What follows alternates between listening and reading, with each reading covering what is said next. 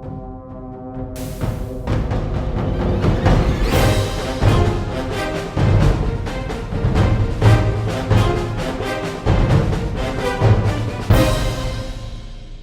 here in the Legislative Assembly or the lower house of State Parliament. In the next hour, we'll be taking a close look at next month's state election, including the issues, the trends and the personalities. In little over a month's time, this lower house of the State Parliament will have a new government. Whether it's the Napthine coalition government returned for a second term or a Daniel Andrews-led Labor government for his first term.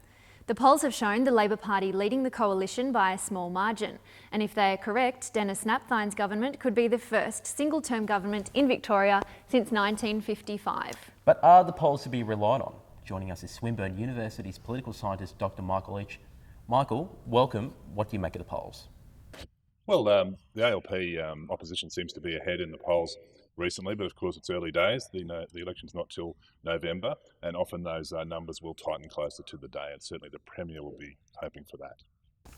Which seats are the ones to watch? Look, there's a lot of marginals. Some of the outer urban marginals are very interesting, where public transport's a big issue, where traffic is a big issue. Some of the seats like Cranbourne and Yan Yean and Frankston, where Jeff Shaw is the now independent member. The election will be decided in those marginal seats, and also ones in regional Victoria like Ripon in Ballarat. What are the key issues that will influence voters on election day? This election seems to be focused on big issues like roads and public transport seem to be the ones, and traffic issues in the outer urban corridors. Obviously in every state election, education and health are big issues as well. But we've seen the East-West link hit the front pages. So there's a kind of a contest going on between the Coalition's vision of East-West link and the ALP's alternative vision of getting rid of level crossings, 50 level crossings and so on. Seems to be a totemic issue. Has the state government had an impact on Napthine's chances? Yeah, there were some positives for Napthine in that budget, but also some negatives. Some of the negatives were the rise in some of the taxes, the stamp duty and so on. Some of the positives were big initiatives like the rail link that he announced. That was the big centrepiece. So we'll see on election day how that one has travelled. Nobody knew Daniel Andrews 12 months ago. How is he seen by voters? Well, opposition leaders are often in that circumstance. He's behind Dennis Napthine as preferred premier, but he's ahead on two-party preferred vote, which is, of course, what he would be hoping for anyway. So I think he's done reasonably well. He seems to present well in media. Obviously, the election campaign will be an opportunity for him, not only in the short form of 30-second grabs, but also in the longer interview form to really establish his credentials as the potential incoming premier. Have Jeff Shaw's actions compromised voters' trust in the government? Oh, no question. I mean, Jeff Shaw's loss of faith in Premier Baillieu was the event that saw him step down as premier.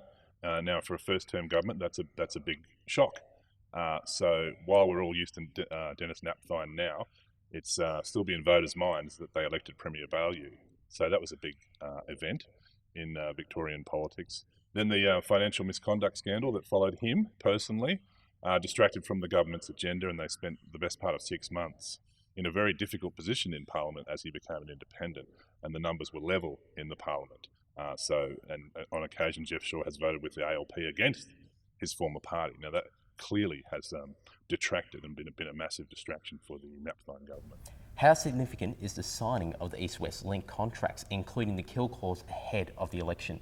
Well, it's certainly been in the papers, hasn't it? I mean, it's a massive issue, and in a way it's highlighted some of the starker issues for this election campaign. Now the government is arguing that it would be irresponsible of any incoming Labor government not to follow that contract, and the ALP opposition is arguing in turn that it was irresponsible of the government to sign a massive contract like that so soon to a state election when the people would get a chance to have a say. So it's certainly a big issue as we head into this campaign. Has Napthine's refusal to release key information like CFA response times, ambulance response times, crime statistics affected his credibility? Well, you would think so, this close to an election, to be delaying the release of essential information like that. Now, state government elections are really about bread and butter issues like health, education, emergency services, prisons, those sort of things. That's unlike federal politics. They're the big issues that attract voters' attention at those times. So to not be releasing key data on that will certainly raise questions. What impact will the recent redistribution have on the election? It's had an interesting impact. There has been a Victorian redistribution. So before that redistribution, the ALP needed 2 seats and a 1.2% swing to gain government. Now they need 5 seats, so that's the bad news for the ALP. But the good news for them is after the redistribution, they only need a 0.9% swing across the state. So there are sort of more notionally held Liberal seats than before. When you say notionally held, that means they have a sitting ALP member, but that seat has notionally, after redistribution, become a Liberal seat. Now, this is a disadvantage for Premier Napthine in many ways because of his 9 most marginal seats, 5 are now held by the Labor Party. So only 3 of the 9 most marginal coalition seats have sitting coalition members. That is a disadvantage for Napthine as he heads into this election. Will Australia's heightened terror alert level work in the coalition's favour? That's a tricky one. I mean, voters are very good at distinguishing between state and federal issues, even if the press often isn't, and even if political scientists like to talk about the overlap between those issues. So I'm not sure that it will make a huge difference. Voters are pretty good at distinguishing between what's a state issue and what's a federal issue, and obviously national security is a federal issue. Following on, will this have influence on Liberal Party policy? Well, I don't know that there would be unless there was some major incident that occurred before election day. I can't see there being a big link there. Of course, however, any state government, especially Conservative ones, will campaign hard on issues like law and order. And for example, the Napthine government certainly increased spending on prisons, and they put the PSOs on the train stations, and they'll be trying to make quite a lot of that particular issue in their campaign. Analysts say the Labor Brumby government lost the last election on the issue of public transport. Could you see this happening to the Napthine government? Definitely, yes. I mean, there's some big issues in the outer urban marginals around that, and the ALP is promising to extend the South Morang line, which people up there want to see. There's also issues over the Hume freeway connection up in the north of Melbourne. So there's a mix of public transport and traffic issues that will certainly be uppermost in the minds of outer urban voters. The ALP is also promising 24-hour public transport on weekends to get home from the city, and their level crossings promise.